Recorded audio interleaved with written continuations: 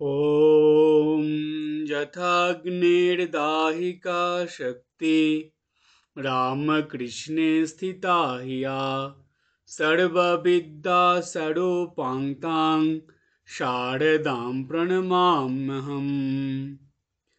CC মায়ের বলা গল্প ও গল্পকথা থেকে প্রাপ্ত শিক্ষা এই নিয়ে আমাদের আলোচনা। আজ সেই আলোচনার সপ্তদশ পর্ব। আমাদের দেশে যত গ্রাম আমরা দেখি, সেই গ্রামগুলোর মধ্যে একটি বিশেষ ব্যাপার লক্ষ্য করা যায়।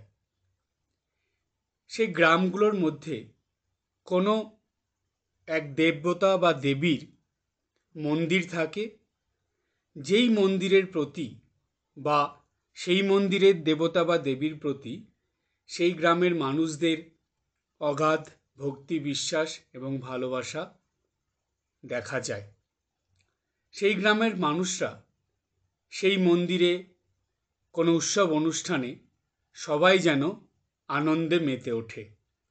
এছাড়াও দেখা যায় তাদের যে কোনো আপদে বিপদে অসুবিধায় তারা সেই গ্রামের মন্দিরে সেই যে দেবতা বা দেবী তার কাছে পূজা দিয়ে, প্রার্থনা করে, এমনকি হত্যা দিয়ে তাদের সেই আপদ বিপদ অসুবিধা দূর করার চেষ্টা করে এবং তাদের বিশ্বাসে এই কাজে তারা সফলও হয়ে যায়।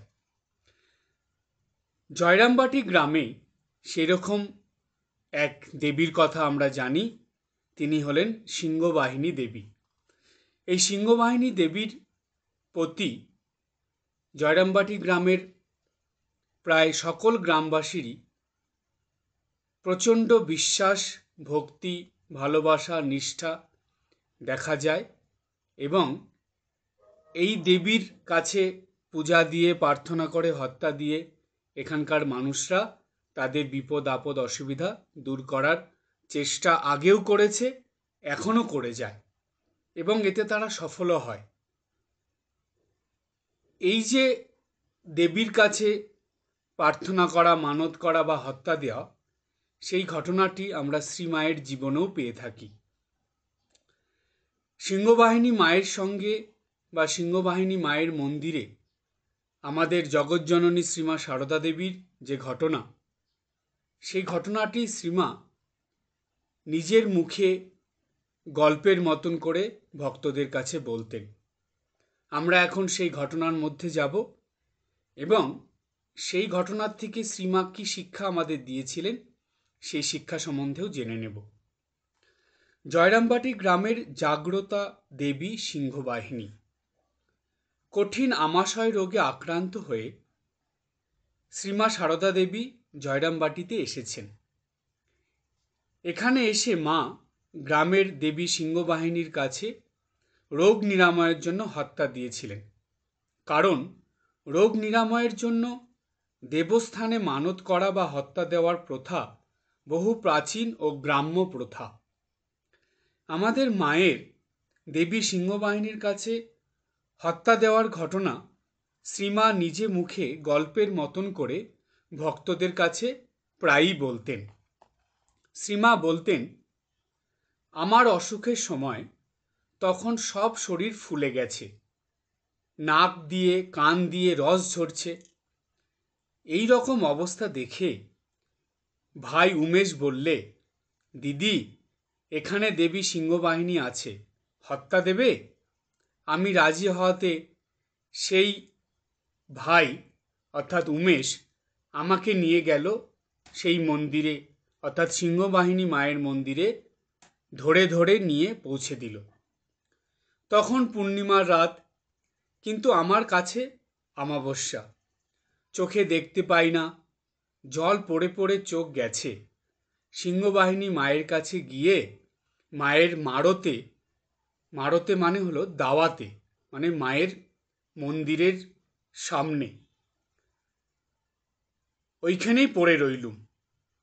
আমার তখন আমাশয়, তাই 3-4 বার হাতড়ে হাতড়ে রাত্রেই বাহ্যে গেলুম।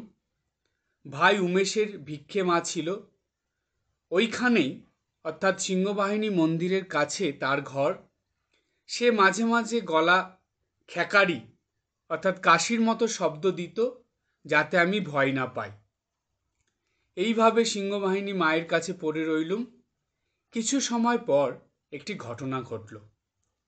এখন আমরা সিসি মায়ের মুখ থেকে গল্পের মতন করে সেই সত্যি ঘটনাটা শুনে নেব।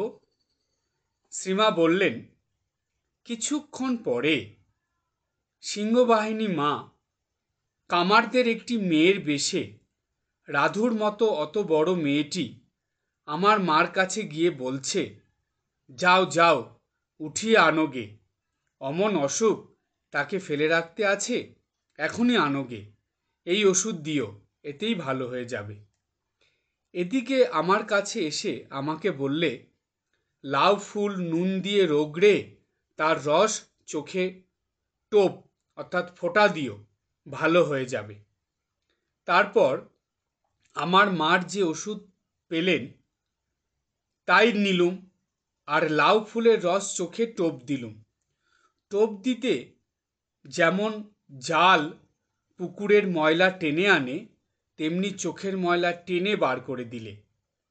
সেই দিনই চোখ ভালো হয়ে গেল, আর শরীরের সব ফুলাটুলা সব কমে গেল। শরীর বেশ ঝরঝরে হলো, সেরে গেলুম। সে জিজ্ঞাসা করত, তাকে বললুম, মা অর্থাৎ সিংহবাহিনী মা ওষুধ দিয়েছেন। সেই হতেই মা সিংহবাহিনীর মাহাত্ম্য প্রচার হলো, আমিও ওষুধ পেলুম, জগৎও ধন্য হলো। আমাদের মা তার নিজের জীবনের ঘটে যাওয়া এমন মর্মান্তিক ও অস্বাভাবিক ঘটনা এত সুন্দর গল্পের মতন করে বর্ণনা করে গ্রাম্য দেবী সিংহবাহিনীর মাহাত্ম্য আমাদের সবার কাছে এমনভাবে তুলে ধরলেন যে ওই ঘটনার পর থেকে জাগ্রত দেবী সিংহবাহিনীর কথা জগতের সবাই জানতে পারল। এবং শুধু জানতে পারল তাই নয়, শ্রীমা ঘটনার শেষে বলেছিলেন, জগৎও ধন্য হলো। সত্যি আমাদের সবার মঙ্গলের জন্য আমাদের শ্রীমায়ের কৃপার কোনো তুলনা নেই। তিনি হলেন আমাদের সর্বদা কৃপাময়ী মা। আর এটা শ্রীমায়ের শুধু কথার কথা নয়, শ্রীমা তার নিজের জীবনে ঘটে যাওয়া বিভিন্ন সত্য ঘটনার দ্বারা এটা বুঝিয়ে দিয়েছিলেন যে তিনি সত্যি সত্যি আমাদের কৃপাময়ী মা। তাই তো আমাদের মা জগতের সেরা। মায়ের কথা বলতে গিয়ে নির্দ্বিধায় এ কথা বলা যায়, নিখিল মাতৃ হৃদয় সাগর মন্থন সুধা মূরতি ছিলেন আমাদের শ্রীমা সারদা দেবী।